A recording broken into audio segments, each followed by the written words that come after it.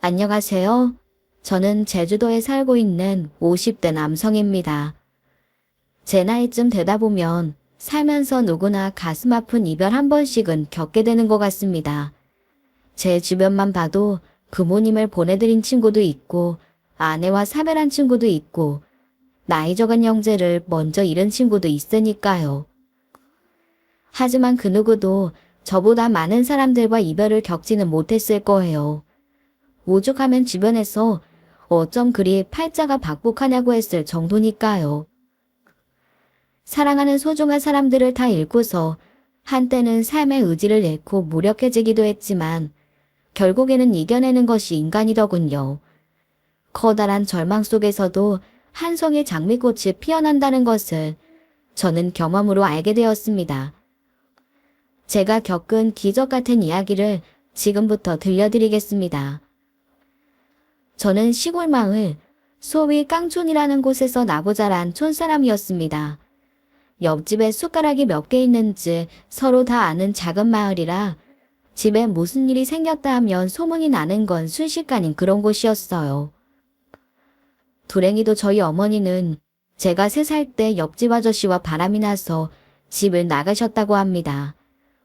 너무 어릴 때라 저는 전혀 기억이 나지 않지만 커가면서 동네 어르신들이 하는 말씀을 듣고 그 사실을 알게 되었어요. 저에게 남은 가족은 아버지뿐이었는데 다행히 아버지는 책임감을 갖고 어떻게든 저를 잘 키워보려 많이 애써주셨어요. 혼자서 그 넓은 밭농사를 다 지으시고 그걸로 모자라서 남의 집 일손까지 도와가며 돈을 버셨습니다. 무뚝뚝하고 고지식한 분이셨지만 저를 사랑해서 지나칠 정도로 일을 많이 하신다는 건 알 수 있었네요. 그렇게 무리하고 돌아오신 날에는 꼭 동네 슈퍼에서 막걸리를 갖다 마시거나 소주를 안주도 없이 드시곤 했습니다. 아버지, 오늘도 술 드시는 거예요? 일하느라 힘드셨을 텐데 피곤한 몸으로 자꾸 술 드시면 건강에 해로워요. 적당히 드세요. 녀석, 엄마가 없으니 네가 나한테 잔소리라는구나. 한 병 정도는 괜찮아. 걱정 말고 넌 공부나 열심히 해라. 엄마 얘기는 왜 하고 그러세요? 전 그냥 아버지 건강이 걱정돼서 그러는 거예요. 그리고 이거 한 병 아니잖아요. 집에 오기 전에 밭에서 이미 술 드시고 들어온 것 저도 다 알아요. 자식이 머리가 크니까 이제 눈치 보여서 술도 못 마시겠네. 알겠다. 마시던 것만 다 먹고 이제 안 마실게. 늦었는데 들어가 자렴. 아버지는 그렇게 말씀하시면서도 제가 잠들고 나면 새벽까지 술을 한참 더 드시다가 골아 떨어지셨습니다.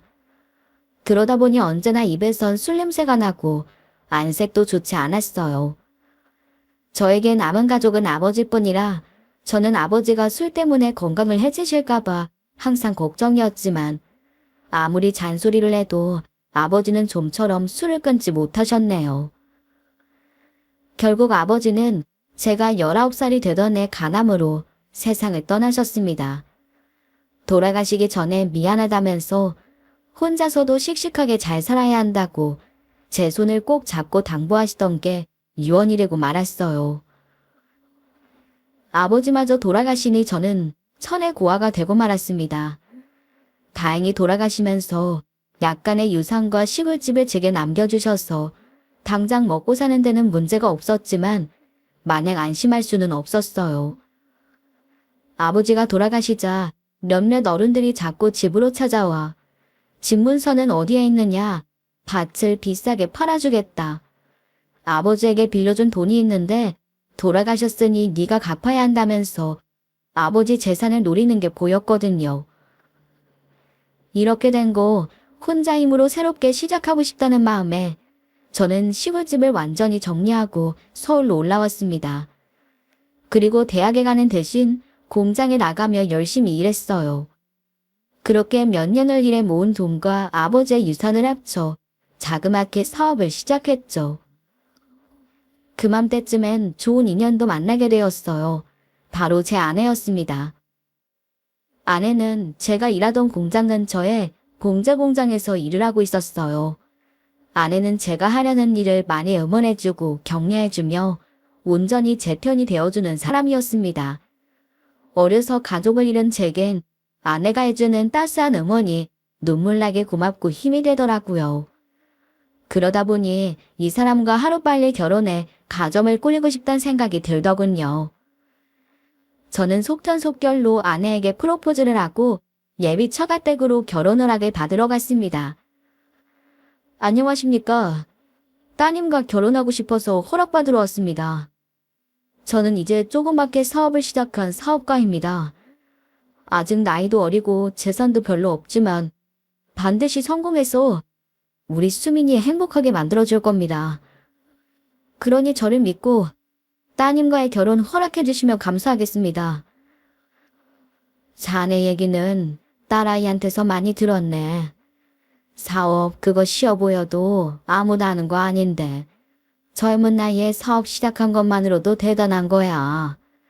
남자가 그 정도 배포가 있어야 무슨 비 닥쳐도 이겨내지. 듣자니 부모님 돌아가시고 고생 많이 했다면서? 우리 딸도 집안 형편이 안 좋아서 어려서부터 공장 나가면서 고생 많이 했네. 힘든 일도 함께하면 심에 덜 붙이지 않겠나? 둘이 어려운 일 잘 헤쳐나가면서 꼭 행복하게 잘 살아보게. 감사합니다. 감사합니다, 장인어른. 저 수민이랑 보란듯이 잘 살겠습니다. 그리고 부모님께 못한 효도 장인 장모님한테라도 꼭 하겠습니다. 결혼 허락해봤던 날 저는 이마에 멍이 들도록 장인 장모님께 절을 하고 또 절을 했습니다. 드디어 내게도 가족이 생긴다는 사실에 얼마나 설레고 기뻤는지 몰라요. 아내도 좋은 사람이었지만 처가 식구들도 전부 다 좋은 분들이셨습니다. 제가 처갓집에 찾아가면 항상 아들처럼 대해주시고 상다리가 휘어지도록 맛있는 음식을 차려주셨어요. 좋은 사람들을 곁에 두니 하는 일도 잘 되더군요. 저는 제조업을 하고 있었는데 대기업에 납품 계약을 하고 나서부터는 일이 술술 잘 풀렸어요. 순식간에 직원이 10명 넘게 늘어나고 사업 규모가 커져서 형편도 넉넉해졌습니다. 사업이 잘 되자 저는 아내에게 자그마한 세탁소를 하나 차려주었어요. 아내는 봉제 공장을 그만두고 세탁소에서 세탁과 수선 일을 하면서 하루하루 바쁘게 지냈네요. 여보, 오늘 중요한 미팅 있다고 하지 않았어요? 그래도 명색이 사장님인데 셔츠가 이게 뭐예요? 다른 걸로 갈아입어요. 내가 깨끗하게 달아놨어요. 셔츠가 어디가 어때서? 괜찮아. 설마 셔츠에 주름 좀 있다고 계약 안 하겠다고 하겠어? 그래도 괜히 옷매무새 때문에 얕보이면 억울하잖아요. 지난번에도 작은 신생의사라고 여기저기서 무시당했다면서요. 자, 여기 새 셔츠 재령했습니다. 사장님, 한번 입어보시죠. 이게 훨씬 잘 어울리시네요. 품격 있어 보이세요. 이걸로 하시죠? 가격은 퇴근 후 통닭 한 마리로 받겠습니다. 당신도 참. 세심하게 챙겨줘서 고마워. 오늘 잘하고 올게. 돌아오는 길에 통닭 접수. 아내는 성격이 밝고 장난도 많아서 같이 살면서 웃음이 끊이지 않았습니다. 금슬이 좋아 아이도 딸 하나 아들 하나 낳아 금방 내 식구가 되었네요. 아내와 지낼 때도 충분히 행복했지만 자식이 주는 기쁨은 그것과는 또 다른 것이더군요. 아이들이 처음으로 뒤집기를 하고 일어나 앉고 걸음마를 뗄 때마다 저는 손뼉을 치며 크게 웃고 눈물까지 글썽였어요. 너무 행복해서 불안할 정도였습니다.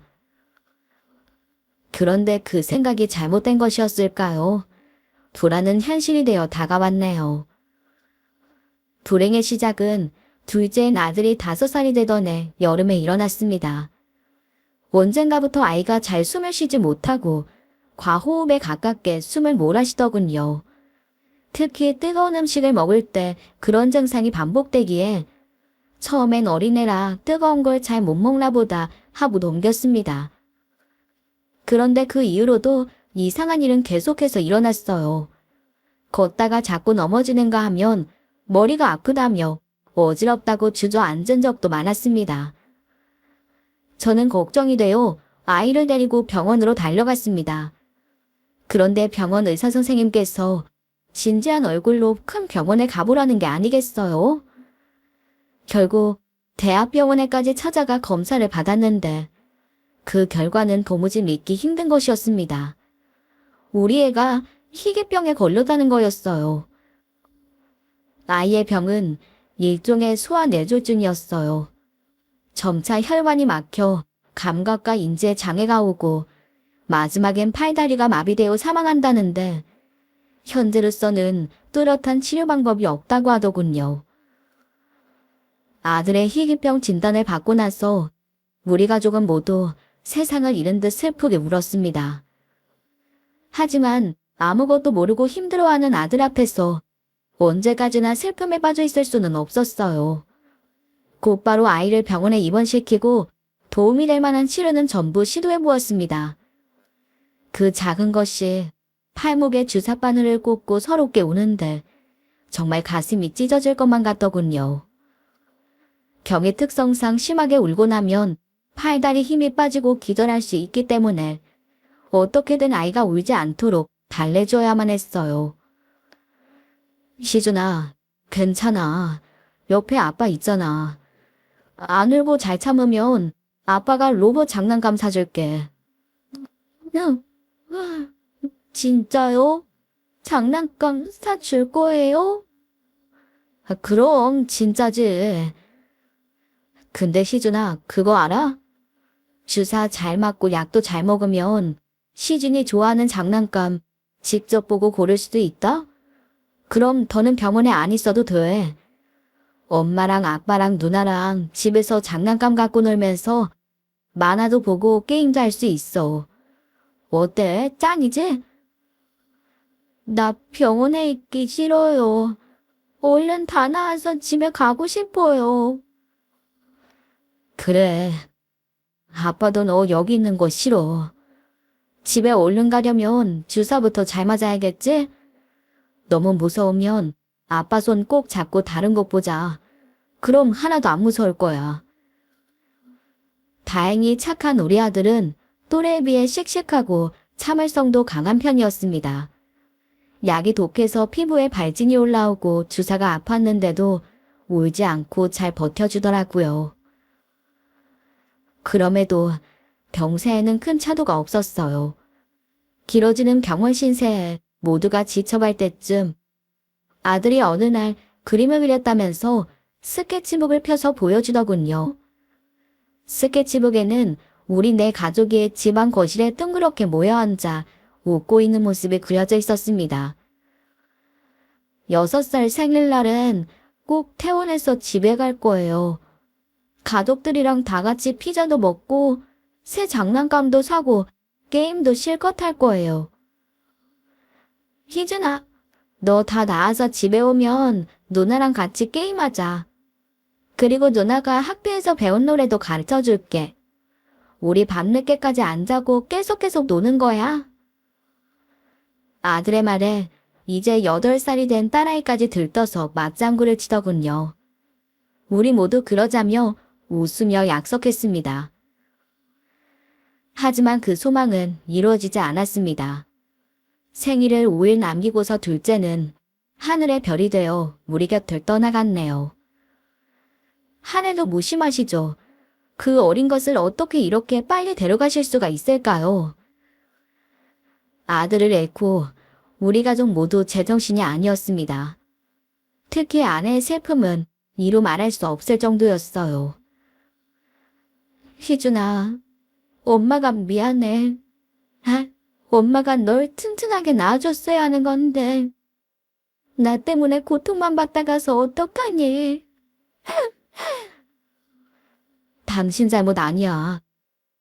그렇게 말하면 희준이도 서운해할 거야. 당신이 얼마나 좋은 엄마였는데.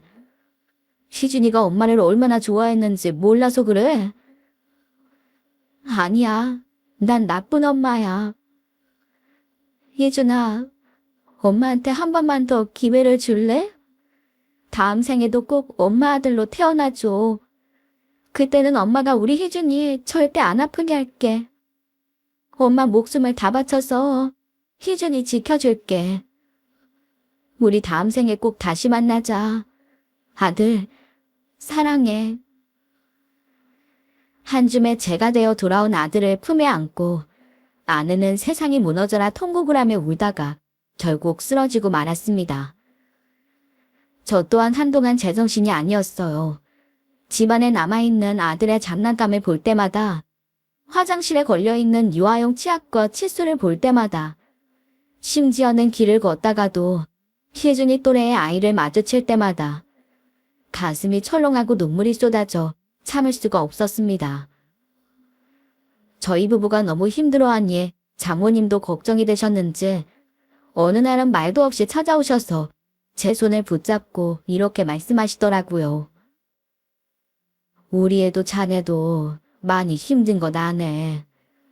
자식을 잃은 고통은 창자를 토막내는 것과 같다는데 나도 눈물이 나서 밤마다 잠을 못 자는데 자네는 오죽하겠는가. 장모님, 제가 아내 앞에서는 차마 내색할 수가 없어서 꼭 참고 있지만 정말 하루하루가 지옥 같습니다. 앞으로 어떻게 살아야 할지 모르겠어요. 자네 마음 다 이해하네. 그렇지만 자네에겐 자식이 하나 더 있지 않은가. 희정이 생각은 안 하나? 그 가엾은 것도 이제 겨우 8살이네. 부모가 힘들어하는 거 알고 차마 그 앞에서 울지도 못하고 매일 나한테 전화해서 오는 거 알고 있나? 걔도 동생 잃고 많이 힘들 걸세. 희정이 위해서라도 이겨내야지. 장모님, 제가 저 힘든 것만 알고 희정이 생각을 못했네요. 죄송합니다. 가장이 되어서 이렇게 약한 모습이나 보여드리고 이제부터라도 힘을 내볼게요. 장모님 말씀을 들으니 정말 정신이 번쩍 들더군요. 저는 큰딸을 위해서라도 마음을 더 강하게 먹어야겠다 다짐했습니다. 다음 날부터 저는 출근 전 아이 밥을 챙겨주고 학교까지 데려다주며 딸아이와 더 많이 대화를 하려 노력했어요. 일을 악물고 사업에도 더 집중했습니다. 제가 변하려고 노력하기 시작하자 아내도 달라지더군요.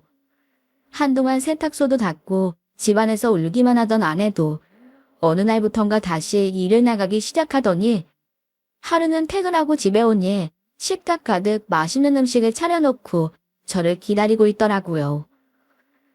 그렇게 우리 가족은 둘째를 잃은 슬픔에서 빠져나오기 위해 고군분투하며 하루하루를 살아갔습니다.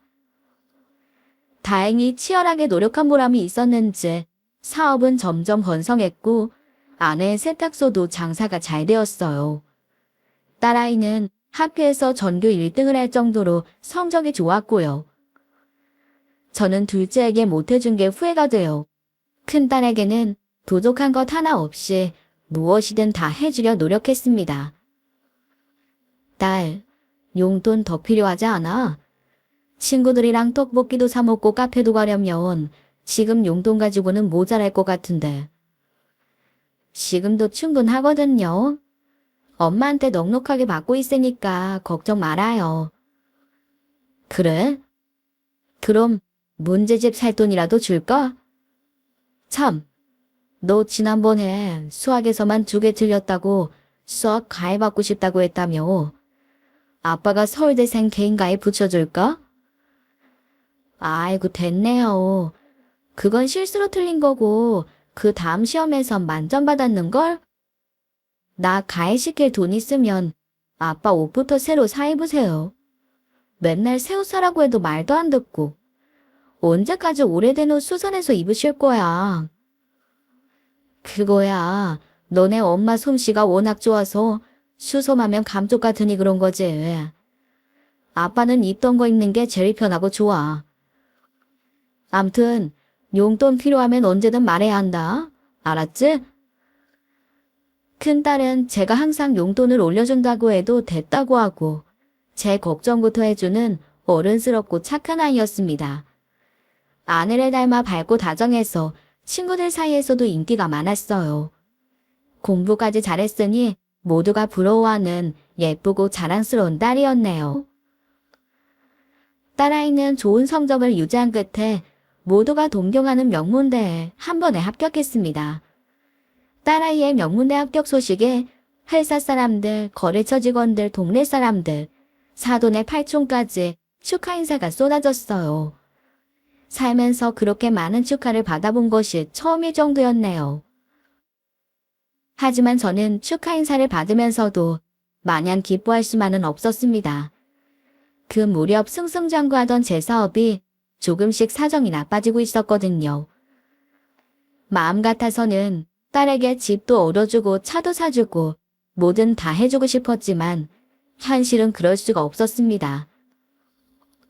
희정아, 이제 곧 대학생 되는데 필요한 거 없어? 옷이랑 화장품 같은 거 사야 하지 않아? 뭐든 말만 해. 아빠가 다 사줄게. 됐어요. 요즘 아빠 사업 어려운 거 다 아는데 뭘 자꾸 사준다고 그래. 아빠가 아무리 힘들어도 그동안 벌어놓은 게 있는데 설마 너 옷 한 벌 못 사줄까 봐 그래? 아 참, 요즘 대학생들은 노트 말고 태블릿에 필기한다며? 태블릿 같은 건 안 필요하니? 아니면 노트북 사줄까? 이번 겨울방학 때 아르바이트 한 거 있어서 그 돈으로 이미 샀어요. 등록금도 첫 해만 내주시면 앞으론 제가 알바해서 마련할게요. 전액 장학금 준다는 다른 학교도 있었는데 그냥 거기 갈 걸 그랬나 봐. 괜히 나 때문에 돈 걱정만 들었지? 그게 무슨 소리야. 남들이 얼마나 아빠 부러워하는 줄 알아? 딸내미가 명문대에 척하냐 합격했다고 말이야. 아빠가 맘 같아선 세상을 다 안겨주고 싶은데 그렇게 해줄 수가 없어서 정말 미안하다. 넌 아빠의 자랑이야. 고마워. 저는 딸아이에게 뭐든 해주고 싶은 마음에 무리해서 대학교 근처에 오피스텔을 하나 얻어주었습니다. 집에서 학교로 통학하기엔 거리가 좀 있었거든요. 이후로 딸은 한 달에 한두 번씩 주말마다 집에 오게 되었어요. 대학 생활이 바쁜지 볼 때마다 조금씩 살이 빠져 있더군요. 그런데 어버이날을 앞두고 오랜만에 집에 왔을 때는 깜짝 놀랄 정도로 살이 빠져 모른 척할 수가 없었습니다. 희점아, 너 요즘 다이어트 하니? 남자친구라도 생긴 거야? 살이 왜 이렇게 빠졌어? 다이어트 안 했는데? 그냥 바쁘게 살다 보니 저절로 빠졌어요. 피곤해서 그런지 식욕도 별로 없고 소화도 잘 안 되더라고요. 그러다 건강해지면 어쩌려고 그래. 아빠가 용돈 줄 테니까 맛있는 거 사 먹어. 절대 밥 거르지 말고. 저는 딸아이에게 용돈까지 주며 잘 먹고 다니라고 했지만 그 이후로도 집에 오는 날이면 늘 얼굴이 헬쑥하고 살이 빠져 있었어요. 혹시 무슨 일이 있는 건 아닐까 걱정이 되어 물어도 보았지만 딱히 그런 일도 없다고 하더라고요. 도저히 안 되겠어서 저는 딸아이를 데리고 병원에 찾아갔습니다. 병원에 가서 체중을 재보니 10kg이 넘게 빠져 있어 깜짝 놀랐어요. 하지만 그보다 더 놀랄 일이 남아 있었습니다. 알고 보니 큰딸이 혈액암에 걸린 상태였다는 겁니다. 병명을 듣자마자 저와 아내는 바닥에 주저앉고 말았어요. 아들도 희귀병으로 잃었는데 딸까지 큰 병에 걸리다니. 눈앞이 새카맣게 변하고 순간 아무것도 보이지도 들리지도 않더군요. 여보, 우리 희정이가 암이래. 이제 어떡하면 좋아? 아, 나 희정이까지 잃으면 도저히 못 살 것 같아. 차라리 그냥 죽을래. 왜 벌써부터 그런 약한 생각을 하고 그래? 우리 희정이 반드시 좋아질 거야. 희준이는 난치병이라 치료제가 없었지만 희정이는 아니잖아. 암은 치료하면 나을 수 있어. 걱정하지 마. 내가 어떻게든 치료비 구해볼게. 저는 아내를 잘 달래고서 병원비와 치료비를 구하기 위해 동분서주했습니다.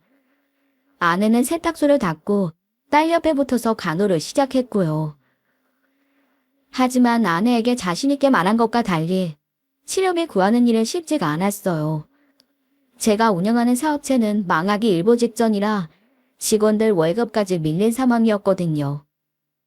엎친 데 덮친 격으로 자세히 알아보니 딸아이의 혈액암을 치료하는 데는 천문학적인 비용이 드는 상황이었습니다. 효과가 좋다는 신약은 보험 처리가 되지 않았고 보험 적용이 되는 약도 한 달 약값만 400만 원에 달했으니까요. 게다가 입원비에 각종 검사비까지 더하면 어마어마한 금액이 필요했습니다. 저는 급한 대로 사업하다 알게 된 지인들에게 전화를 돌리기 시작했어요. 하지만 사업이 잘 될 때는 사장님 하면서 굽실대던 사람들이 사업의 기울자 거짓말처럼 약속이라도 한 듯이 제 전화를 피하더군요. 30명이 넘는 사람들에게 전부 퇴짜를 맞고 나서 저는 좌절감에 그만 딸아이 앞에서 엉엉 울고 말았습니다. 너무 미안하다 희정아. 아빠가 인생을 헛살았나 봐. 네가 이렇게 아픈데 치료비 하나 못 구하고 이렇게 쓸모없는 아빠 만나서 네가 고생하다 병을 얻었나 봐. 그게 무슨 말이야 아빠. 아빠가 우리 가족 위해서 얼마나 열심히 일했는지 내가 다 아는데. 아빠 잘못한 거 하나도 없으니까 그런 말 하지 말아요. 애초에 내가 아프지 않았으면 이런 일도 없었을 텐데. 나 때문에 아빠 마음 아프게 해서 내가 미안하네. 착한 딸아이는 오히려 자기가 미안하다며 제게 사과를 하더군요. 그 말을 들으니 이대로 여기서 무너질 수는 없겠다는 생각이 들었습니다. 어떻게든 치료비를 마련해 딸을 살려야만 했어요. 저는 운영하던 사업체를 정리하고 지방으로 내려갔습니다. 신도시 개발 예정지에서 아파트 단지 공사 현장 일을 하면서 돈을 벌었어요. 현장일이 끝난 후에는 배달 아르바이트를 하면서 악착같이 돈을 모았습니다. 쉬는 시간이 아까워서 주말에도 일을 하다 집에는 한 달에 한 번 정도 올라갔어요. 그런데 그렇게 일을 한 지 2달 정도 되었을 때 병원에 가보니 아내가 제게 뜻밖의 말을 하더군요. 그렇게 일하다 당신이 먼저 죽겠어. 너무 무리하지 마. 치료비 구했으니까. 치료비를 구했다고? 그 큰 금액을 어떻게? 엄마가 도와주셨어. 아파트 담보로 대출을 받으셨대. 대출 이자는 본인이 감당하실 수 있다고 천천히 갚아도 된다 하셔. 그러니까 적당히 좀 해. 이러다 나 혼자 남을까봐 무서워 죽겠으니까. 아내의 말에 저는 이로 말로 다 표현할 수 없을 정도로 감사함을 느꼈습니다. 사실 사람들에게 돈을 빌리려고 할 때마다 매번 거절당하면서 왜 나는 기댈 수 있는 부모님도 없고 친척도 없는지 스스로의 처지가 원망스러웠던 적이 많았거든요. 그런데 장모님께서 이렇게 도와주시다니 역시 가족밖에 없구나 하는 생각이 들더군요. 저는 그 길로 처가댁에 찾아가 감사 인사를 드렸습니다. 집사람한테 얘기 들었습니다. 정말 감사합니다. 제가 능력이 부족해서 우리의 치료비도 못 구하고 쩔쩔매고 있었는데 이렇게 도와주시다니요. 한 푼도 푼하는 금액도 아닌데 정말 어떻게 감사를 드려야 할지 모르겠습니다. 제가 반드시 빠른 시일 내에 다 갚겠습니다. 아니 자네, 그게 무슨 소린가? 도와주다니 뭘 말하는 건지 모르겠네. 제가 대뜸 감사하다고 이야기하자 장인어른은 처음 듣는 소리라는 듯 고개를 갸우뚱하시더군요. 그러자 장모님이 얼른 나서 장인어른 대신 말을 이었습니다. 그런 게 있어요. 내가 한 일이니 신경 쓰지 말아요. 그래, 도움이 됐다니 다행이네.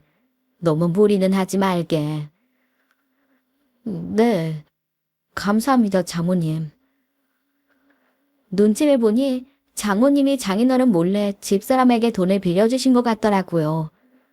괜히 그 일로 두 분이 다투실까봐 신경이 쓰였지만 그렇다고 그 돈을 마다할 수는 없는 형편이었습니다. 그 이후에도 아내는 어디에서 빌렸다면서 계속해서 치료비를 가져왔어요. 다 합치면 수억은 되는 금액이었습니다. 얘기를 들어보니 저는 본 적도 없는 5촌에 6촌까지. 아무튼 빌릴 수 있는 사람들에게서 죄다 돈을 빌린 것 같더군요. 그렇게까지 노력해주는 아내에게 고맙기도 하고 미안한 마음도 들었네요. 하지만 그런 아내의 노력에도 불구하고 제 딸은 투병 3년 차에 그만 세상을 떠나고 말았어요. 저는 배달 도중 그 소식을 듣고 하마터면 사고를 낼 뻔했습니다. 급히 서울로 올라와 보니 아내는 거의 정신을 놓고 울고 있더군요. 희정아, 안 돼. 너까지 가버리면 엄마는 어떡해. 제발 가지 마. 엄마는 이제 어떻게 살아. 여보 정신 차려. 이러면 안 돼. 당신까지 잘못되면 난 어떡하라고. 그만 울고 일어나야지, 응? 말은 그렇게 했지만 저 역시 속이 아니었습니다. 자식을 모두 잃은 부모의 마음이란 겪어보지 않고서는 알 수 없는 감정일 겁니다. 너무나 끔찍하고 허망해서 하루하루 어떻게 살아야 할지 모르겠더군요. 저는 멀쩡히 눈을 뜨고 일어나 밥을 먹다가도 갑자기 눈물을 쏟거나 미친 사람처럼 고함을 질러댔습니다. 웃다가도 숨이 막혔고 딸이 다니던 대학교 잠바만 봐도 짐승처럼 울게 되더군요. 하지만 그렇게 정신이 망가져가는데도 치료비로 빌린 돈을 갚기 위해서는 일을 할 수밖에 없었습니다. 몇 번이나 목숨을 잃을 뻔한 위험한 고비를 넘기며 공사 현장에서 일을 하고 오토바이를 타며 배달 일을 했어요. 이전처럼 집에는 한 달에 한두 번 정도 올라갔습니다. 하지만 집에 갈 때마다 아내의 상태는 날로 나빠지기만 하더군요. 꺼져. 당신 얼굴 꼴도 보기 싫어. 당신 갑자기 왜 그래? 힘든 건 알지만 그래도 이러면 안 되는 거잖아. 당신 얼굴 볼 때마다 괴로워서 죽을 것 같아. 내가 잃은 내 새끼들 생각밖에 안 난다고. 우리 이준이, 이정이, 불쌍한 내 새끼들. 여보, 그만해. 떠난 애들한테 부끄럽지 않게 힘내서 살아야지. 이러고 있으면 애들도 슬퍼할 거야. 더는 당신 얼굴 보기 싫어. 번듯한 양복 입고 사업할 땐 인물도 좋았는데 공사판에서 일하니까 얼굴도 새까매지고 온몸엔 상처 투성이고 내가 했던 당신의 모습이 아니야. 더는 당신이랑 같이 못 살겠어. 우리 이혼해. 아내는 말도 안 되는 억지를 부리며 갑자기 이혼을 하자고 하더군요. 저는 아무 말 없이 집에서 나와 지방으로 돌아갔습니다. 아내가 슬픔 때문에 제정신이 아니라는 걸 알았기 때문이었어요. 그런데 이혼 얘기를 꺼낸 뒤 아내 행동이 조금씩 이상해지기 시작했습니다.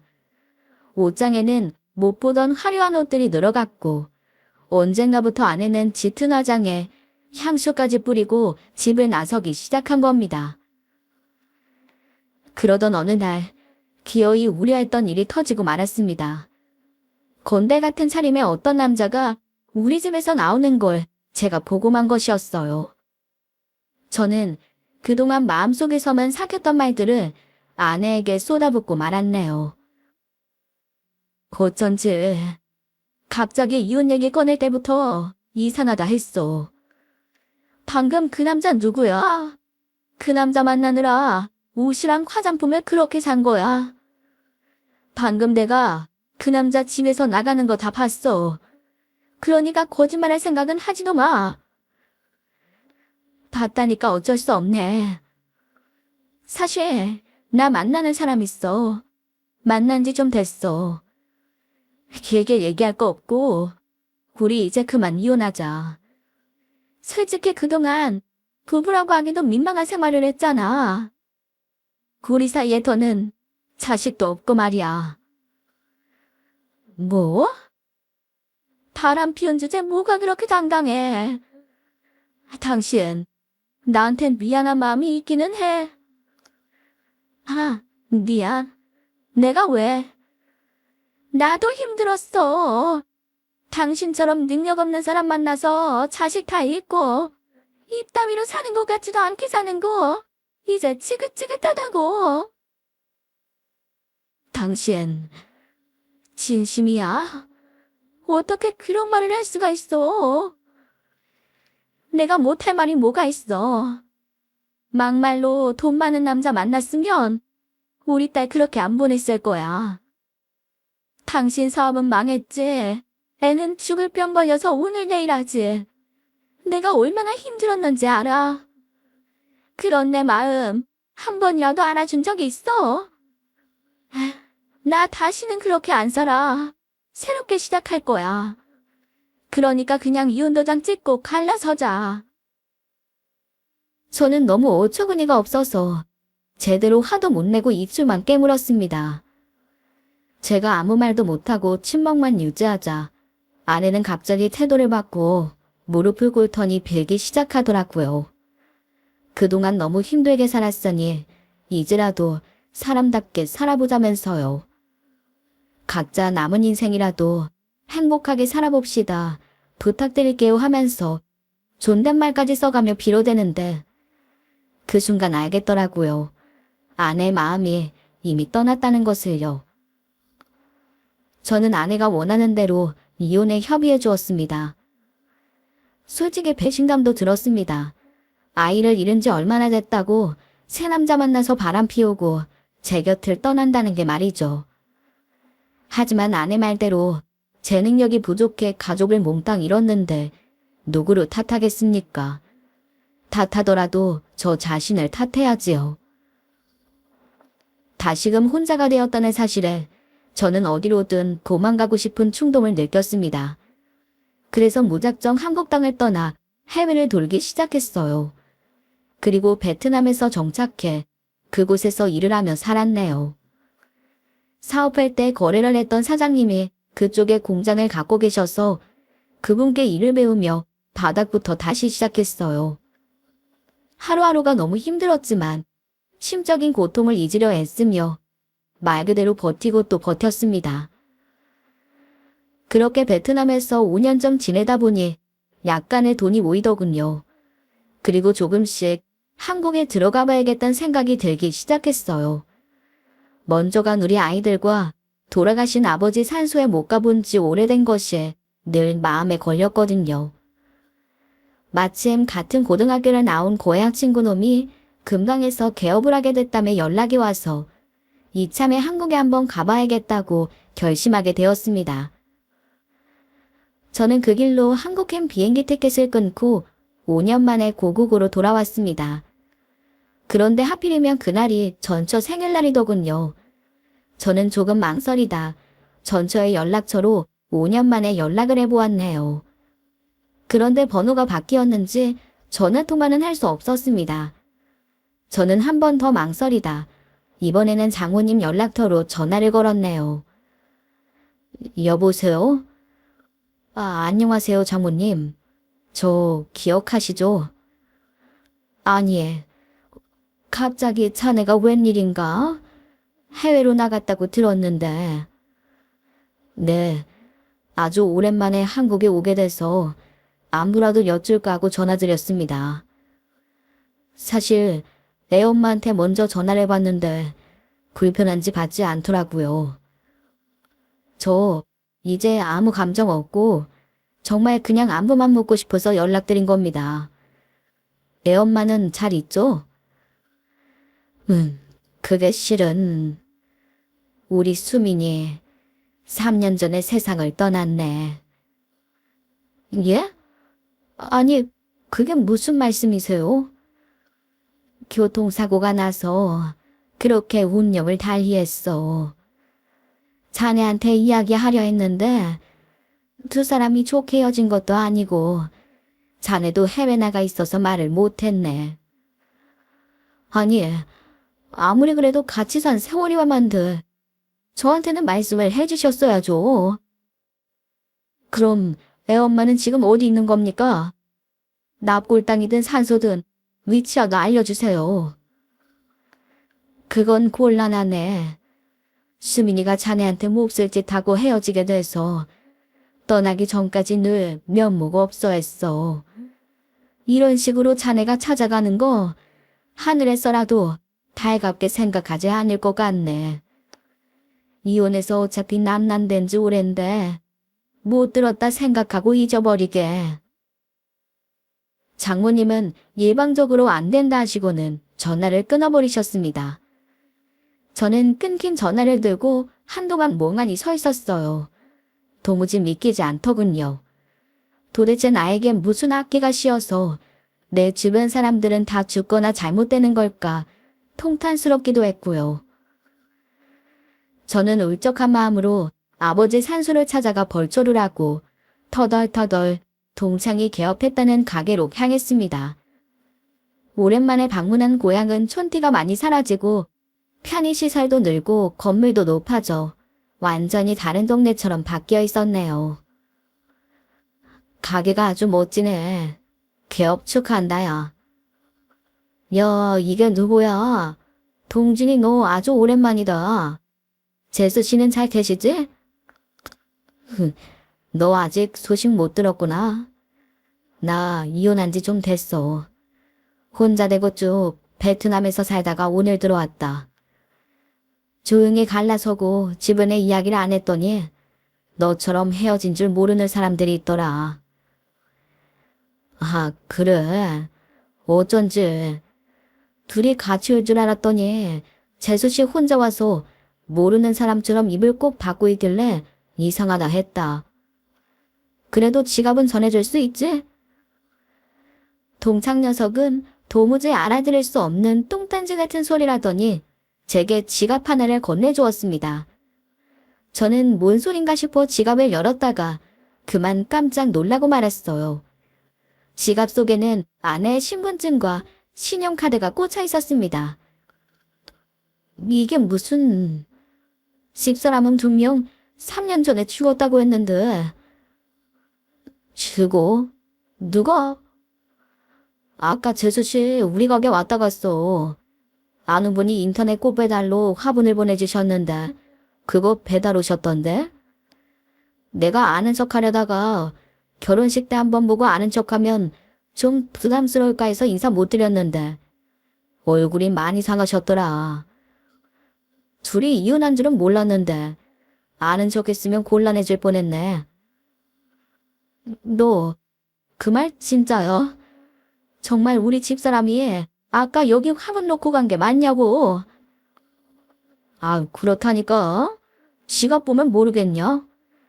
화분 배달 왔다가 지갑 풀리고 가셨던데. 설마 재수 씨랑 연락 안 되냐? 그럼 큰일이네. 아, 경찰서에 갖다 주면 되겠다. 우리 동창 중에 성진이 알지? 걔가 여기 경찰서 있거든. 야, 저긴 미안하다. 내가 급한 일이 있어서 빨리 가봐야겠다. 개업 축하하고 내가 다시 연락할게. 저는 친구가 부르는 걸 무시하고 아내 지갑을 꼭 쥔 채 경찰서까지 한달음에 달려갔습니다. 이 상황이 너무 혼란스러워 어떻게든 진실을 알고 싶었거든요. 헉헉대며 경찰서 문을 열고 들어가니 익숙한 얼굴이 보였습니다. 저와 고등학교 시절 가장 친했던 성준이라는 친구가 경찰이 되어 있더군요. 저는 친구에게 사정을 이야기하고 지갑을 맡겼습니다. 혹시 지갑 주인이 이거 찾아가면 나한테도 좀 알려줄 수 있을까? 내가 이렇게 부탁할게. 사정은 딱 한데 요즘은 개인정보 이런 게 민감해서 그래도 될까 모르겠네. 나 우리 집사람이랑 꼭 다시 만나야 돼서 그래. 서로 모르는 사이가 아니고 한때 부부였는데. 지검당은 내가 할 테니까 제발 좀 부탁한다. 내가 이렇게 빌게. 제가 사정하니까 성준이도 마지못해 고개를 끄덕였습니다. 저는 인근 호텔에 머물며 아무것도 하지 않은 채 연락이 오기만을 기다렸습니다. 그리고 그날 저녁 드디어 기다리던 전화가 왔어요. 저는 친구에게서 받은 연락처와 주소지를 들고 곧장 지갑의 주인이 있는 장소로 찾아갔네요. 예전 처가댁에 있던 곳 근방이더군요. 떨리는 마음으로 문을 노크하고 기다리자 누구세요 하는 목소리와 함께 문이 열렸습니다.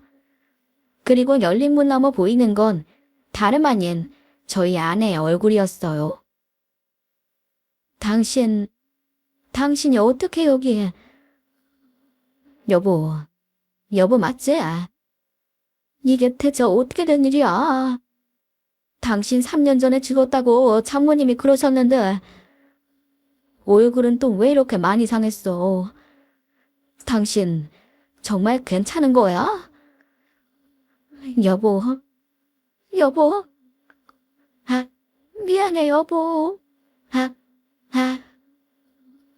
아내는 제 얼굴을 보더니 말을 잇지 못하고 눈물을 흘리기 시작했습니다. 저는 아내가 진정되기를 기다렸다가 어떻게 된 일인지 비로소 사연을 들을 수 있었어요. 아내가 제게 들려준 이야기는 실로 믿지 못할 놀라운 것이었습니다. 우리 희정이 아파서 치료받았을 때 돈이 워낙 많이 들었잖아. 당신이 몸이 부서져라 일하는 거 보고 나도 가만히 있을 수가 없더라고. 그래서 주변 지인들에게 빌려보기도 하고 대출도 받고 마지막엔 사채까지 써서 돌려막기를 했어. 그런데 희정이 떠나고 나니까 1억이었던 빚이 3억이 돼 있더라. 그동안 불어난 이자가 정말 무시무시하더라고. 그래서 당신에겐 비밀로 하고 술집에서 일을 하기 시작했어. 뭐? 술집? 아니, 당신 그런 일까지 했던 거야? 왜 나한테 말하지 않았어? 그럼 내가 어떻게든 다른 곳에서 돈을 구해왔을 텐데. 당신은 이미 최선을 다하고 있었어. 그러다 당신마저 건강 잃을까봐 너무 무섭기도 했고. 솔직히 내가 그런이라는 걸 알면 당신이 날 어떻게 볼지 걱정도 되고 부끄럽기도 했어. 그래서 바람 피운다고 거짓말했던 거야. 그럼 우리 집에서 나오던 그 남자는 누구야? 그 남자랑 눈 맞았던 거 아니었어? 그 사람 사채업자야. 빌린 돈 갚으라고 찾아왔기에 돈 주고 보냈는데 하필 당신이 그걸 본 거지. 여보, 난 그런 줄도 모르고 어떻게 그런 오해를 하게 만들어. 당신 억울하지도 않아. 억울한 건 없어. 당신도 고생 많이 했잖아. 내가 빌린 돈이니까 내가 갚아야겠다는 생각에 당신한테 이혼하자고 한 거야. 그래도 당신이랑 이혼하고 나서 정신 차리고 술집 일은 그만뒀어. 아파트 팔아서 남은 빚 갚고 부모님 댁에 얹혀 살면서 할 수 있는 일은 다 해본 것 같아. 덕분에 지금은 빚 거의 다 갚았고 그 많던 빚을 다 갚느라 얼마나 고생했는지 아내 이야기를 듣고 나니 그냥 이야기를 듣는 것만으로도 짐이 빠지더군요. 그런 줄도 모르고 아내를 오해한 채 베트남으로 훌쩍 떠나버린 과거의 제 자신이 원망스럽고 부끄럽기도 했어요. 난 당신이 혼자서 이렇게 모든 짐을 감당한 것도 모르고서 솔직히 당신이 너무하다고만 생각했어. 당신이 어떤 심정으로 제발 이혼해달라고 했는지 알지도 못하고. 괜찮아. 다 지난 일인데 뭐. 당신은 요즘 어떻게 살아? 그것보다 여긴 어떻게 알고 온 거야? 아내와 헤어지고 지금까지의 생활, 그리고 다시 아내를 만나기까지의 이야기를 아내와 대화로 나누었습니다. 아내도 제 이야기를 듣고서는 다시 한번 눈시울이 붉어지며 제게 사과했어요. 미안해. 혹시나 당신한테 연락이 오면 그냥 나 죽었다고 해달라고 엄마한테 부탁했었어. 그래야 당신이 속 편하게 살 수 있을 것 같아서. 근데 참 신기하다. 우린 다시 만나게 될 인연이었나 봐. 이렇게 오랜만에 얼굴 보고 있으니 반갑고 좋네. 저는 주저하다 아내의 손을 덥석 잡았습니다. 아내도 제 손을 피하지 않더군요. 그동안 얼마나 고생을 했는지 시집올 때 곱던 손이 많이 상해 있더라고요. 여보, 아무것도 모르고 당신 오해해서 미안해. 이제라도 늦지 않았다면 나 앞으로는 당신 위해서 살고 싶어. 비록 아이들은 전부 떠났지만 우리에겐 아직 서로가 있잖아. 당신 진심이야? 하지만 우린 이미 이혼해서 남남이고 당신은 지금 베트남에서 일하고 있다며. 그거야 당장이라도 들어오면 그만이지. 나 언제든 정리하고 들어올 수 있어. 거기서 일하면서 우리 앞으로 살 정도는 돈도 모아두었고. 지금이라도 오해가 풀렸으니 다시 서로 보듬어주면서 살아가면 하늘에 있는 아이들도 좋아하지 않을까? 저의 제안에 아내는 다시금 눈물을 글썽이더니 말없이 고개를 끄덕였습니다. 저는 그런 아내를 끌어안고 등을 토닥여 주었어요. 그리고 작은 소리로 말해주었습니다. 여보, 생일 축하해. 응? 생일? 어머, 나 오늘 생일이었네. 생일인 줄도 모르고 있었는데. 고마워. 당신이 돌아와 준 게 최고의 생일 선물이야. 그날 이후 저는 베트남에서 하던 일을 정리해 한국으로 돌아왔습니다. 그리고 아내와 상임을 합쳐 제주도로 내려갔어요. 우리 아이들이 모두 살아있을 때 딱 한 번 다 같이 제주도로 가족여행을 갔던 적이 있거든요. 그때 기억이 좋아서 아내와 제주도에서 살아보자고 권했더니 아내도 좋다고 하더라고요. 지금 저희는 제주에서 작은 카페를 운영하면서 소소하게 감귤 농사도 짓고 손님이 없는 날에는 둘이서 오붓하게 일렁이는 파도를 보며 옛날 이야기도 나누고 아이들을 그리워하며 살고 있습니다. 기적같이 다시 만난 아내와 어떻게든 행복해지려 노력하고 있어요. 저희 애들도 이런 우리의 모습을 보고 있다면 분명 기뻐할 거라 믿고 싶습니다. 제가 들려드릴 이야기는 여기까지입니다. 제 이야기 들어주셔서 감사드립니다.